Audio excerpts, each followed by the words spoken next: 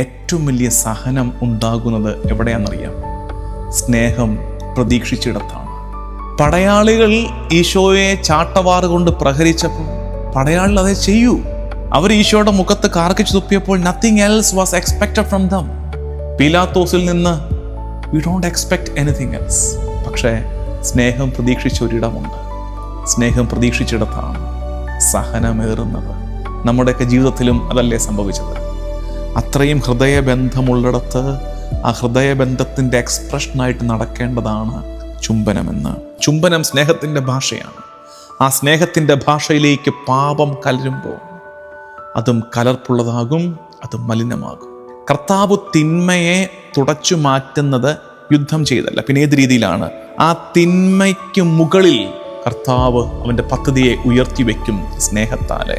രഹസ്യ പാപങ്ങളെ സൂക്ഷിച്ചു വെച്ചിരിക്കുന്ന അപകടം. ഒരുപാട് കാലം യൂദാസ് ഉള്ളിലിട്ട് സൂക്ഷിച്ചത്, യൂദാസ് നെഗോഷിയേറ്റ് ചെയ്ത് വെച്ചത്, അതിൻ്റെ ഫൈനൽ എക്സ്പ്രഷനാണ് ആ ചുംബനം. Don't think that it happened in over night. അതുകൊണ്ട് ഓർത്തേക്കണേ, രഹസ്യ പാപങ്ങൾ മെല്ലെ നമ്മളെ കൊണ്ട് പരസ്യമായി പാപം ചെയ്യിക്കും. അത് നമ്മുടെ പാപത്തിൻ്റെ ക്ലൈമാക്സിലേക്ക് നമ്മളെ എത്തിക്കും. നമ്മുടെ തകർച്ചയായിട്ട് അത് മാറുമെന്ന് ഓർക്കണം.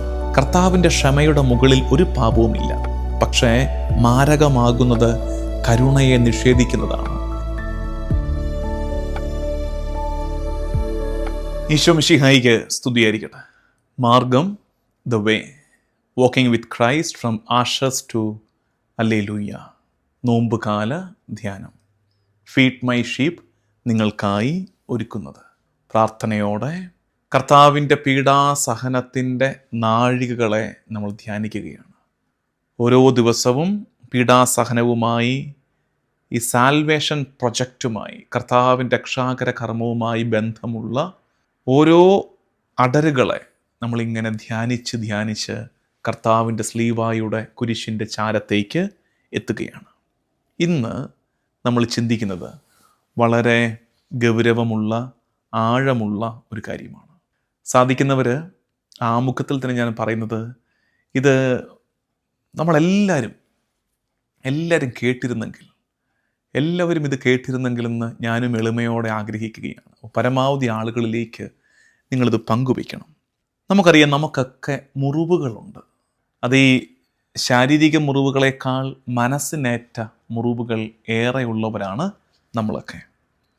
ഈ മുറിവുകൾ ശത്രുക്കൾ തരുന്ന മുറിവുകളുണ്ട്.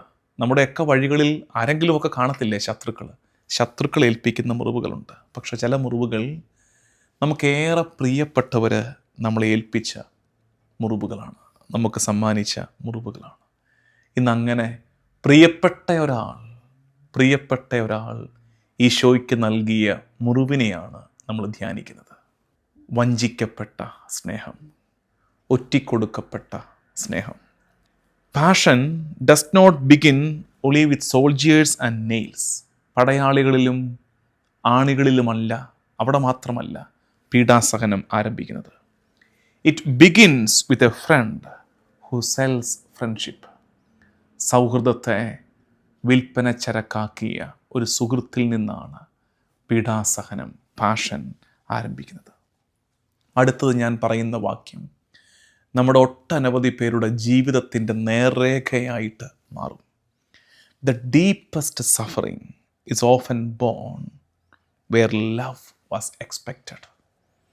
ഏറ്റവും വലിയ സഹനം ഉണ്ടാകുന്നത് എവിടെയാണെന്നറിയാമോ? സ്നേഹം പ്രതീക്ഷിച്ചിടത്താണ്. പടയാളികൾ ഈശോയെ ചാട്ടവാറ് കൊണ്ട് പ്രഹരിച്ചപ്പോൾ പടയാളികൾ അതേ ചെയ്യൂ. അവർ ഈശോയുടെ മുഖത്ത് കാർക്കിച്ചു തുപ്പിയപ്പോൾ nothing else was expected from them. അവർ കുരിശുമരം ഈശോയുടെ ചുമലിൽ വെച്ചപ്പോൾ, അവനെ വീണ്ടും വീണ്ടും പ്രഹരിച്ച് മല കയറ്റിയപ്പോൾ, മലമുകളിൽ അവൻ്റെ കൈത്തണ്ടയിലേക്ക് ആണി അടിച്ചിറക്കിയപ്പോൾ nothing else was expected from them. പീലാത്തോസിൽ നിന്ന് we don't expect anything else. പക്ഷേ സ്നേഹം പ്രതീക്ഷിച്ച ഒരിടമുണ്ട്. സ്നേഹം പ്രതീക്ഷിച്ചിടത്താണ് സഹനമേറുന്നത്. നമ്മുടെയൊക്കെ ജീവിതത്തിലും അതല്ലേ സംഭവിച്ചത്? സ്നേഹമേറെ പ്രതീക്ഷിച്ച ഇടങ്ങളിലല്ലേ സഹനത്തിൻ്റെ കാഠിന്യം ഏറിയത്. The deepest suffering is often born where love was expected. സ്നേഹം പ്രതീക്ഷിച്ചിടത്ത് ഏറ്റവും വലിയ സഹനം. നമ്മൾ ഇന്ന് ചെയ്യാൻ പോകുന്നത് ആ ചുംബനത്തെ ധ്യാനിക്കുകയാണ്, യൂദാസിനെ ധ്യാനിക്കുകയാണ്. യൂദാസിനെ ധ്യാനിക്കുമ്പോൾ we are not doing it with a superiority. അത് ഒരിക്കലും അപകടമാകും. നമ്മൾ അങ്ങനെ വിചാരിക്കരുത്.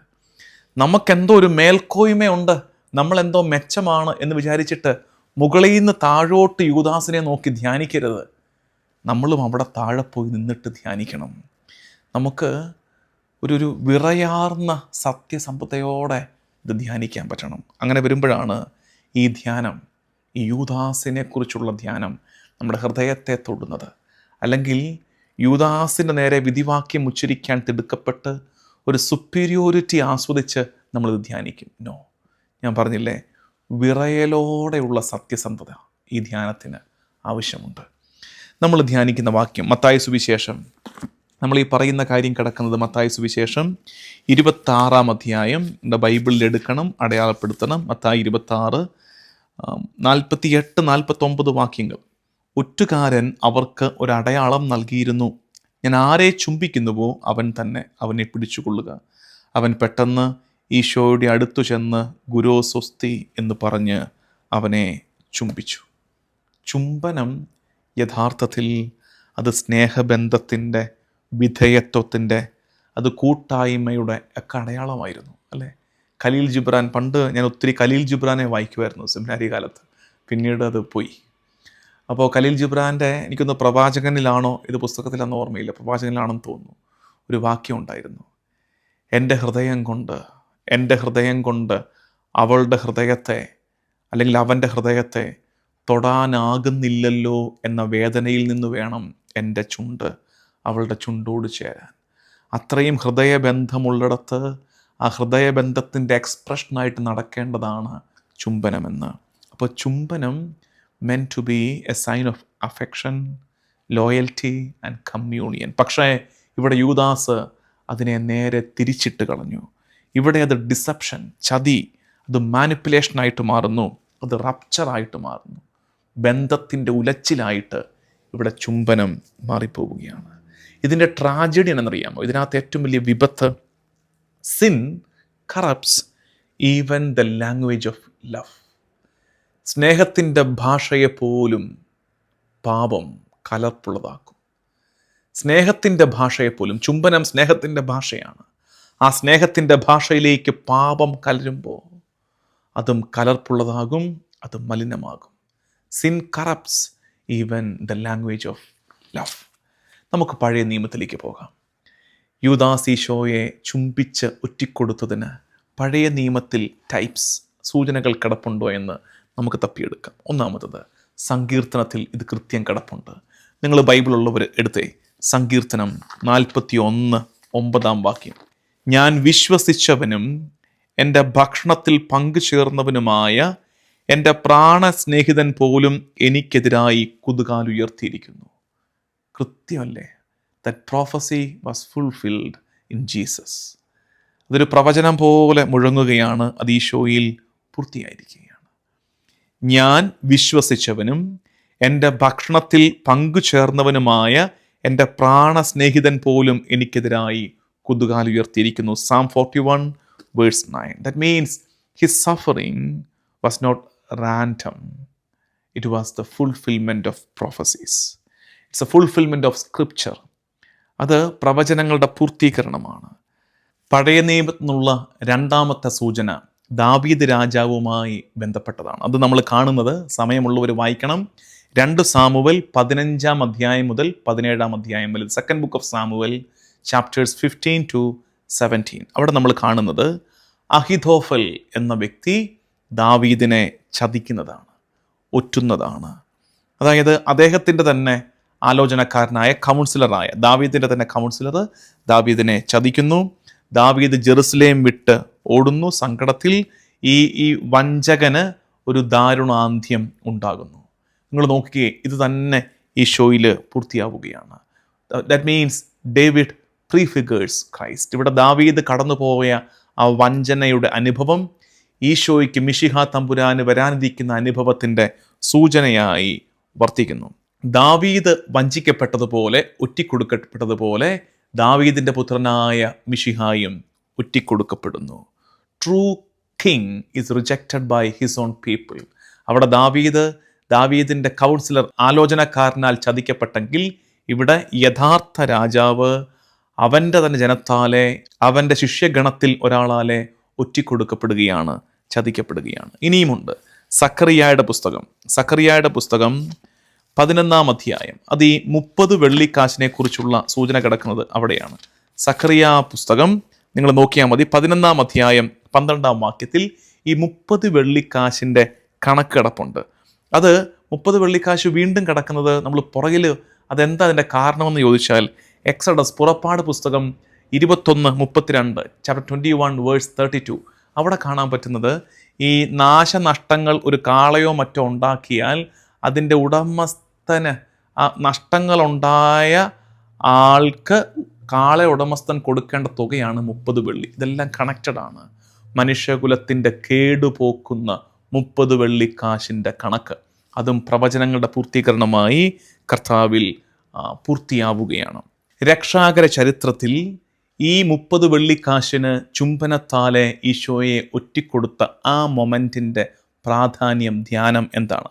അതായത് പ്ലാൻ ഓഫ് സാൽവേഷൻ, രക്ഷാകര പദ്ധതി, അത് റിയലാണ്, അത് സോവറീനാണ്.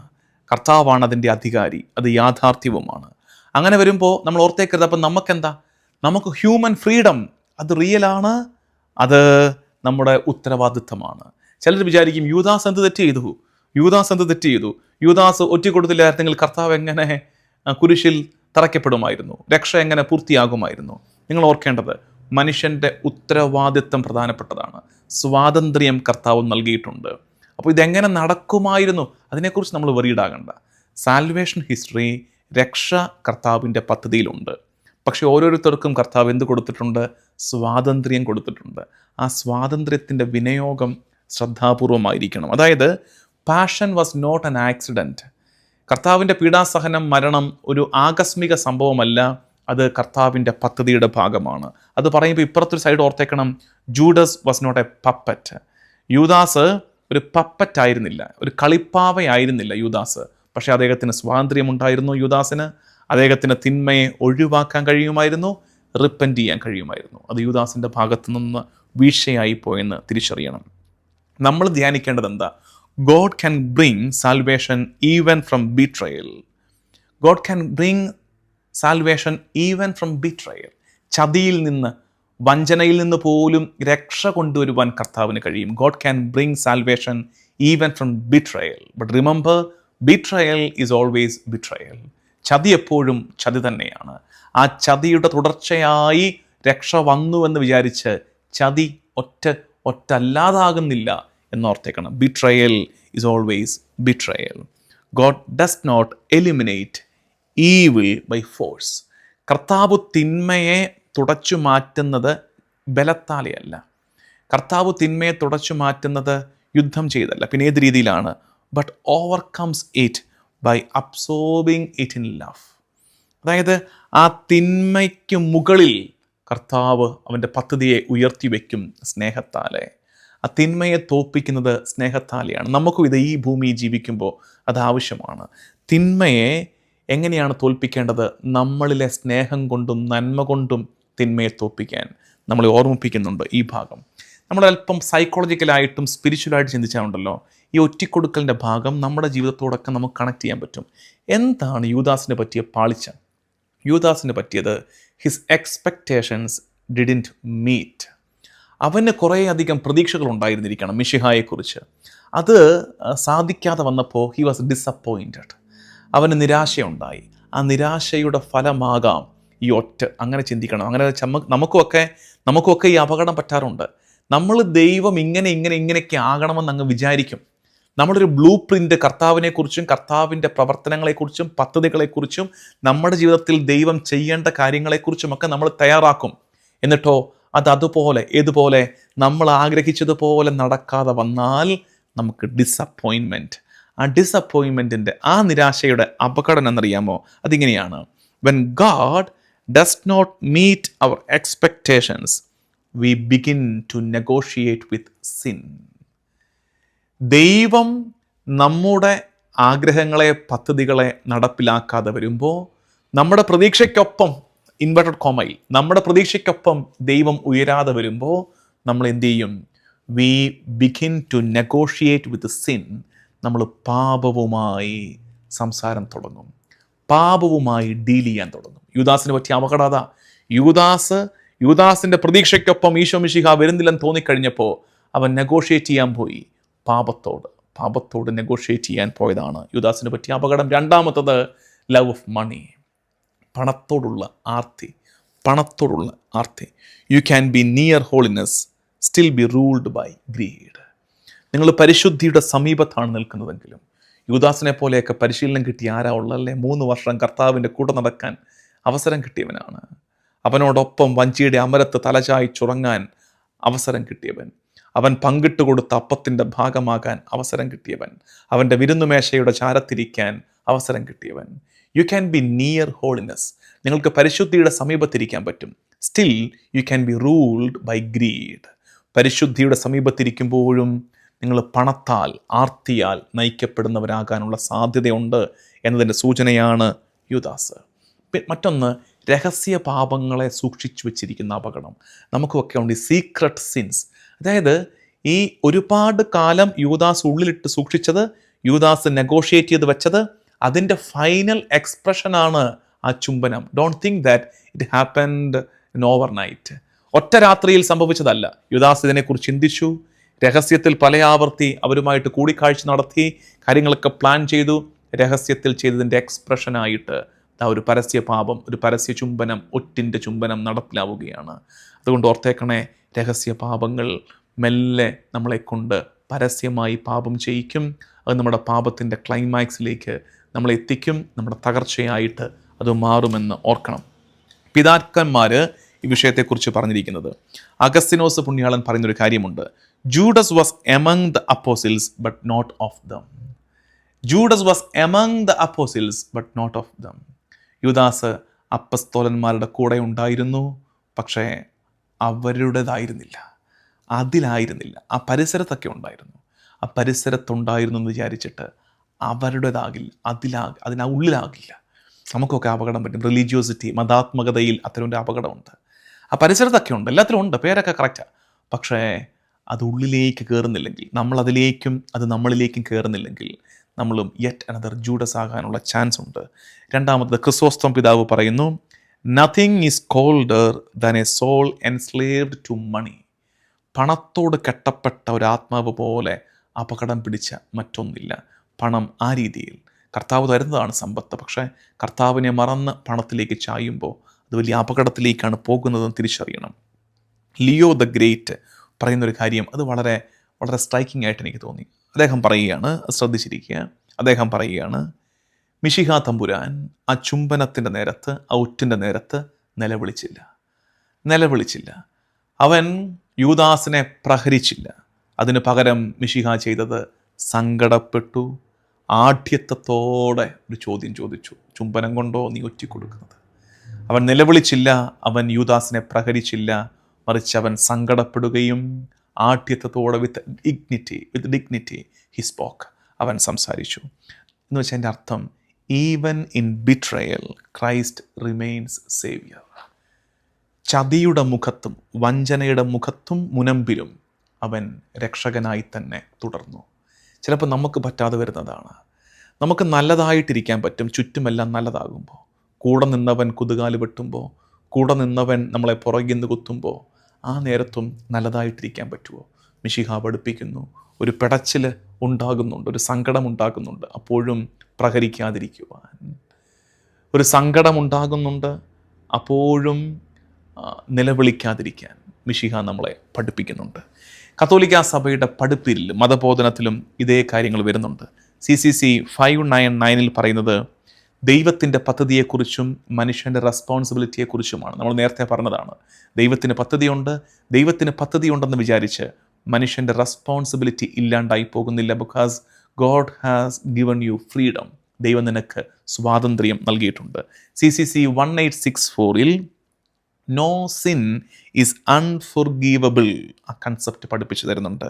But refusal of Mercy is deadly.